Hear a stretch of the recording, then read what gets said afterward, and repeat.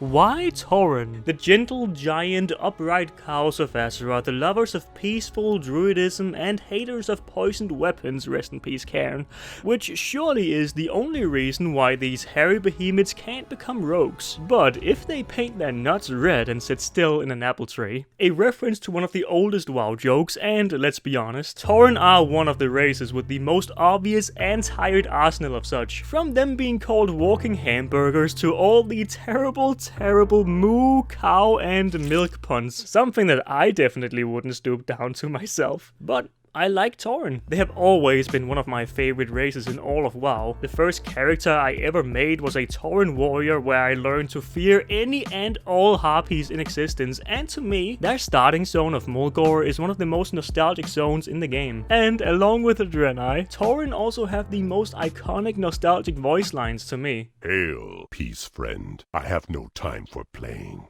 Have you nothing better to do? No. I'm a YouTuber. But one of them is weirdly creepy as hell. Imagine walking some empty roads at 3 AM at night, and you pass by a lonely Tauren NPC who blurts out, I've been expecting you. That right there should trigger some sort of fight or flight response in any conscious being. Thunderbluff, their capital city, is located on top of a bunch of rocks, almost reaching out for the sky. And as much as they keep yapping about loving the Earth Mother, they really try to get as far away from her as possible, eh? But how did they even get up there in the first place? How did they build Thunderbluff? They are massive hunchbacked cows. I'm not saying it's impossible, but if your answer is they obviously built the elevators to get up there, which, okay, they could probably rise those totems up and make the elevator go up and down, ignoring the fact that they aren't even attached in any way to each other. But even then, are these hunchbacked cows able to lunge from the elevator and land on the rock? That's a long jump. Did they put out a plank and appoint their craziest daredevils to walk across? Yeah, okay, maybe they got help from the orcs and trolls who could probably fly up there on wyverns and hoist materials up. But even then, that sounds like an insanely time-consuming task. And I know you're probably thinking, Kakio, you're an idiot for overanalyzing this, just get into something more interesting already. Listen, as long as the Gamepedia doesn't explain how it was done, I will keep questioning their methods. But as we take a closer look at Thunderbluff, you might find some peculiar situations. For example, imagine you are a high mountain pathfinder standing here above Thunderbluff holding a giant, surely very heavy spyglass up to your face, and you're not even looking into it, not even close. There's also this NPC called Croxy the Impregnable, and I can't be the only one who thought that meant he can't become pregnant, which is supported by him carrying a heavy lock on his armor, suggesting it may be an entire chastity uniform.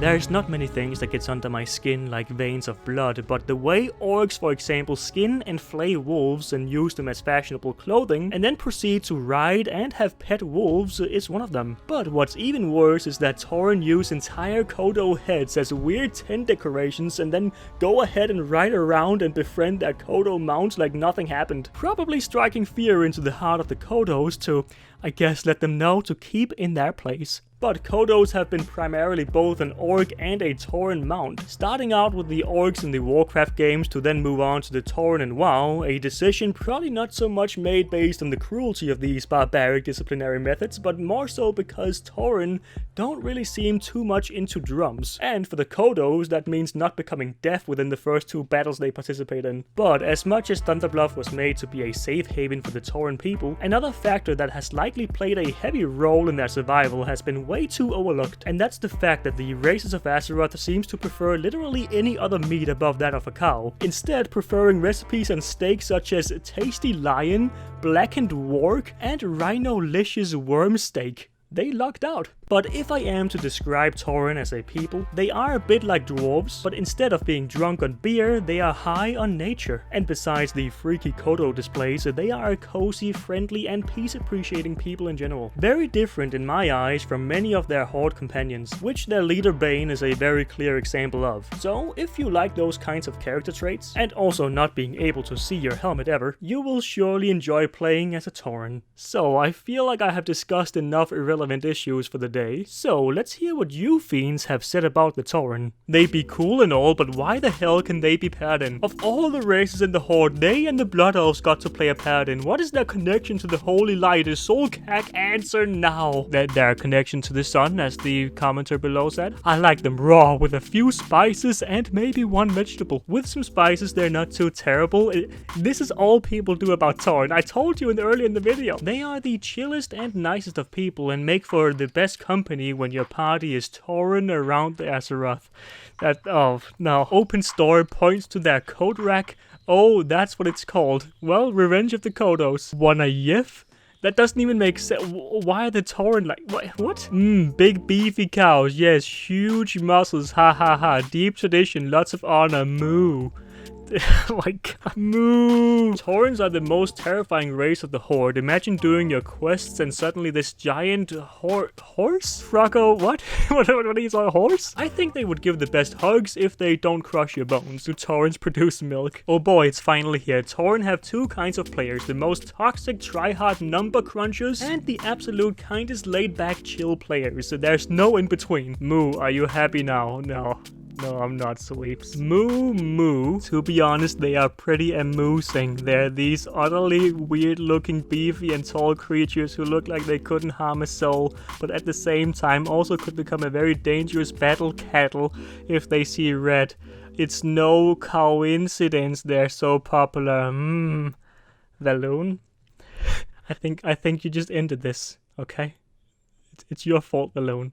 Let's go on to Soulcag. Where is he? Bring him up. Hello, Kakio. I have just arrived here in Thunderbluff, and I am ready to, just check out the city, see if there's any Tauren around I can ask about their species. Beautiful starry night as well. Just perfect conditions. Let's see if we can find some role players here, though. Hello, floating elf. Hello. What do you think of the Tauren? Good or bad? Food or not food? Just in general, do you like them? Do you hate them? Are you freaked out by their hunchbacks? From what I've seen of them, which is not much, they seem a fair people. What do you think of them putting up kodo heads as decoration while befriending and riding kodos as pets? It's not my style of decoration, but I guess it does no harm. Does no harm? Elf, the kodos, they look at that, and they think they might be next. Are you not at all bothered by that? Well, I do not know what the kodos think. I know what I would think. Imagine having a pet cat and hanging up a cat head on the doorknob. Yes, maybe if they were all elf heads or troll heads. Well, yes. What if it was? Who says they wouldn't go even further? Who says we're safe? Well, I shall take care around them then. Thank you for your thoughts. Have a blessed evening. Watch your back. Okay, here we are. There's supposed to be some people here.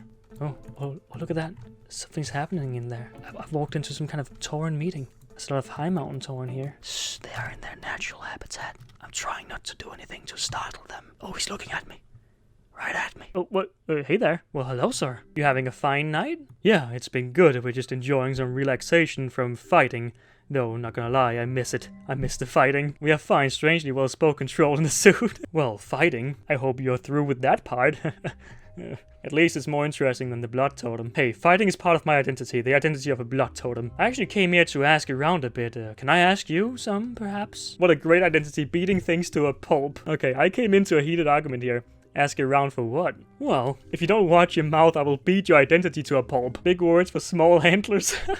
And well, Tauren, I actually came here to ask about your kind. Are you done yet? It seems not. Am I gonna report like a murderer here? So, you were saying? Tauren, I was wondering, what's the best part of being a Tauren? Rancor raises an eyebrow at the question. Anything as long as you're on the blood totem. I'm not sure how to answer that. It is not as if I have been anything else. Well, I don't know. Perhaps there's some traits or benefits you especially enjoy. Well, I suppose we are all known for our strength. Is your hunchback one of them? Is it fun hearing your hooves cling against the floor? Are your horns practical for hanging things to dry? Strength, yes, that is one thing for sure. But our readers want the deep cuts, you know? What readers are you speaking of? Readers of all sorts, my friend. All sorts. Even the bad ones who just makes fun of my boldness. You are quite bold, it has to be said. That'd probably say something like, his head is so bald you can see the stars flicker on its reflection. Oh, did you leap down? Dropped. There is your answer. We are not helpless with heights. Hey, you three, and what do you personally think of being a Tauren? It's great. Antlers, tall, fur. Don't see what's not to love. Puts us at an advantage. You're strong and heroic. Would you categorize Tauren with the rest of the furries of Azeroth, like Vulpera, Pandar, and so on? No, wish you hello, not whatever that is. What's that category? Any more questions? Can any of you answer me how the hell you built Thunderbluff? How'd you get up there? Ha, I can't speak for these Kalimdor Tauren, but we High Mountain have a pretty impressive fortress too, called Thunder Totem.